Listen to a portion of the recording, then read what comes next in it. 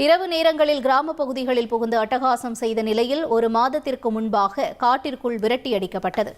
இந்த நிலையில் மீண்டும் திரும்பி வந்துள்ள அந்த புல்லட் யானை நேற்று இரவு அரசு தேயிலை தோட்ட குடியிருப்புக்குள் புகுந்து 7 வீடுகளை அடித்து நொறுக்கியது.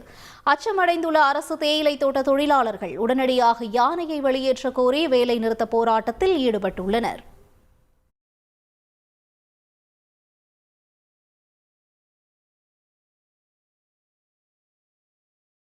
ஒரு புல்லட்ன்ற காட்டு யானை வந்து தொடர்ந்து வீடுகளை எல்லாம் உடைச்சு அதில் உள்ள அரிசி பருப்பெல்லாம் எடுத்து சாப்பிட்டுக்கிறது.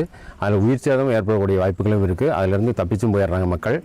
இப்போ கடந்த இரவு கூட கிரிஜான்ற வீட்டில் வந்து பாட்டியும் அந்த பேரப்பிள்ளையும் தங்கியிருந்த வீட்டில் வந்து டோரை உடைச்சு அந்த கட்டிலுக்கடி. முருங்கை சாகுபடி மட்டும் இல்லாம முருங்கையை மதிப்பு கூட்டுறதன் மூலமா அதிக லாபம் பெறுவது எப்படின்னு தெரிஞ்சுக்கணுமா? இப்பவே ஃப்ரீடம் ஆப்பை டவுன்லோட் பண்ணுங்க.